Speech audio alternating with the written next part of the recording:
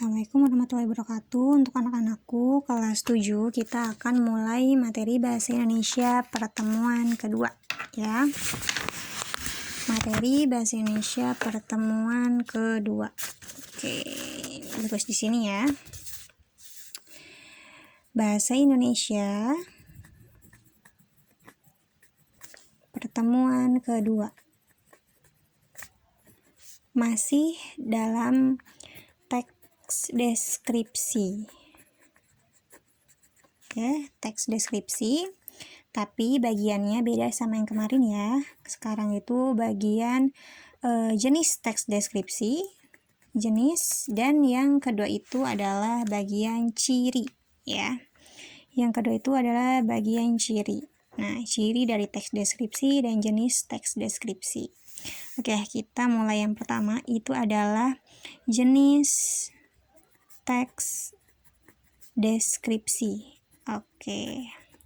Jenis teks deskripsi itu dibagi menjadi 5 ya. Yang pertama itu adalah teks deskripsi sugestif. Oke, taruh sini ya. Yang pertama itu adalah teks deskripsi sugestif. Nah, apa sih teks deskripsi sugestif ini?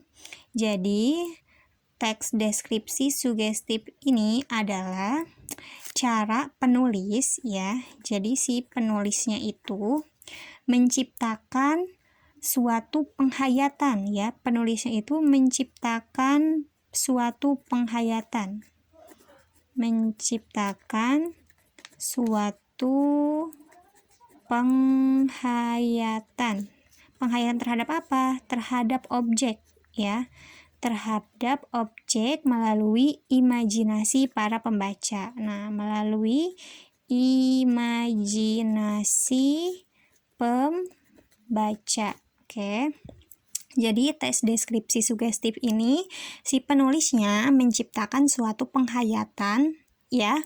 Penghayatan terhadap apa? Terhadap objek ya, melalui imajinasi pembaca. Ya, jadi penciptaan penghayatan nih. Ini kuncinya ya. Yang kedua adalah teks deskripsi eksplanatori. Apa sih eksplanatori itu? Jadi kalau yang pertama sugestif itu kan lebih ke menciptakan penghayatan. Kalau eksplanatori ini lebih ke memberi gambaran ya. Jadi dia itu memberi gambaran,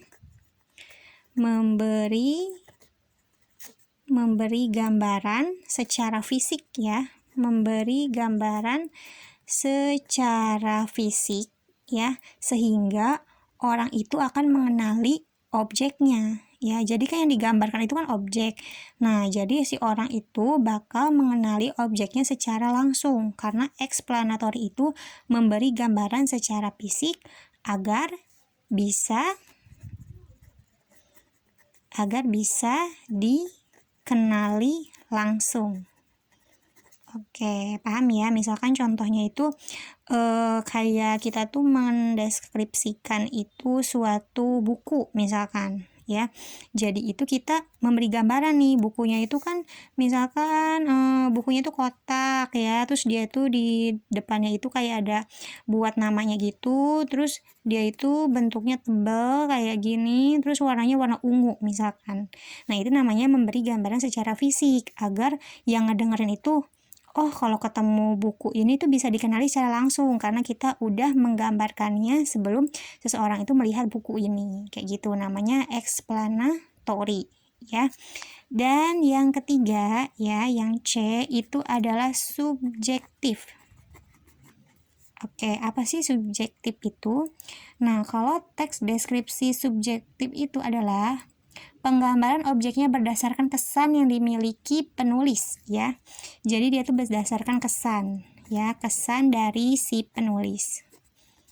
Oke, jadi misalkan si penulisnya itu menggambarkan objeknya itu sesuai dengan dia sendiri ya. Jadi sesuai kesannya, namanya adalah subjektif. Nah, yang keempat namanya adalah spatial. Ya, apa sih spatial itu? Jadi kalau teks deskripsi spasial itu dijelaskannya itu hanya berupa benda, ya, hanya berupa benda, tempat, dan ruang. Oke, dan lain sebagainya, ya. Jadi yang digambarkan itu adalah benda, tempat, ruang, dan lain sebagainya. Namanya teks deskripsi spasial, ya. Dan yang terakhir itu adalah teks deskripsi objektif. Oke. Kalau misalkan objektif itu adalah teks deskripsinya itu berdasarkan keadaan objek sebenarnya, ya, berdasarkan keadaan objek sebenarnya. Jadi dia nggak ditambah-tambahin, bener-bener mirip sama objeknya.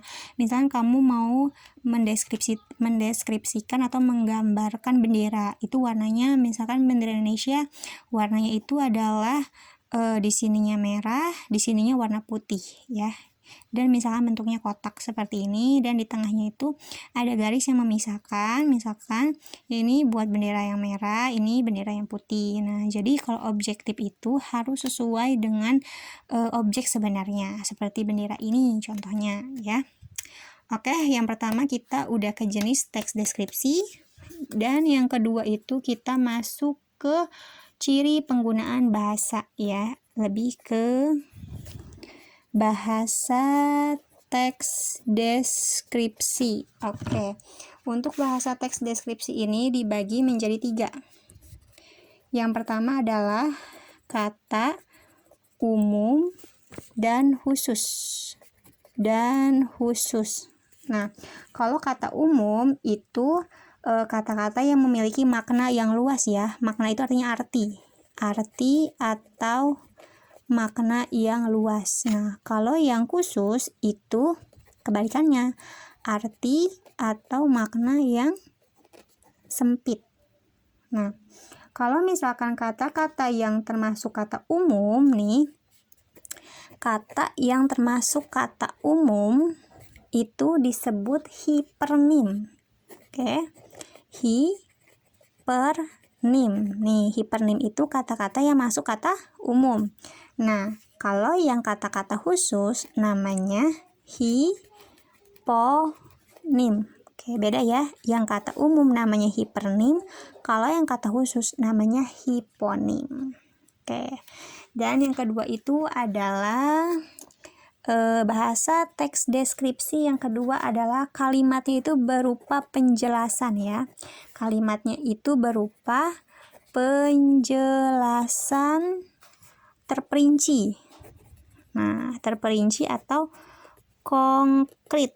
Nah, apa sih terperinci atau konkret? Terperinci atau konkret itu berarti dia itu benar-benar rinci, ya. Benar-benar rinci dan adanya keterangan, contoh, dan lain-lain. Jadi dia tuh enggak langsung umum gitu, tapi dia terperinci, panjang, ya, konkret, jelas, ya. Konkret itu jelas. Nah, jadi bahasa teks deskripsi itu di dalamnya itu harus terperinci, ya, konkret dan juga jelas. Nah, dan yang ketiga itu adanya majas. Nah, apa sih majas? Majas itu adalah gaya bahasa. Gaya bahasa. Misalkan contohnya kamu menangis seperti hujan. Nah, itu namanya majas, ya.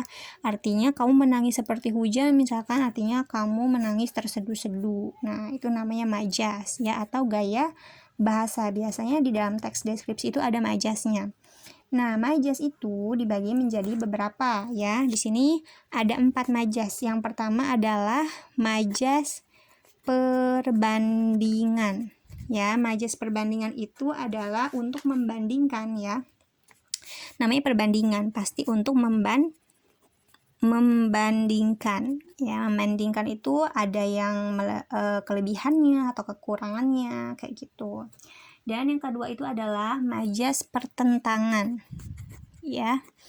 Pertentangan. Nah, kalau pertentangan itu adalah bertentangan dengan maksud asli, ya. Jadi bertentangan dengan maksud aslinya. Terus yang ketiga itu adalah majas sindiran. Oke. Majas sindiran. Majas sindiran itu tujuannya itu untuk menyindir, ya, seseorang ataupun perilaku dan kondisinya. Dan yang keempat itu adalah majas penegasan. Oke, majas penegasan ini dia itu dimaksudkan itu untuk meningkatkan pengaruh kepada pembacanya supaya menyetujui sebuah ujaran atau kejadian kayak gitu ya. Jadi ini adalah catatan untuk pertemuan kedua ya. Jadi kalian catat seperti kemarin ya, lalu jangan lupa kirim ke WA Bu Novi ya, yang masih kemarin nilainya masih 70 itu mungkin catatan kalian gak sesuai sama yang di video ya. Jadi ini catatan yang di video itu adalah materi yang sudah Ibu ambil dari LKS halaman 5 ya, dari LKS halaman 5. Oke, jadi tugas kalian merangkum. Jangan lupa kirim ke WA Bu Novi. Untuk latihan soalnya itu masuk ke pertemuan ketiga ya. Jadi pertemuan pertama dan pertemuan kedua hanya merangkum dari materi yang sudah Ibu jelaskan. Oke, selamat merangkum, selamat belajar. Jangan lupa dikerjakan dan dikirim ke WA Bu Novi. Sekian materi pertemuan hari ini. Wassalamualaikum warahmatullahi wabarakatuh.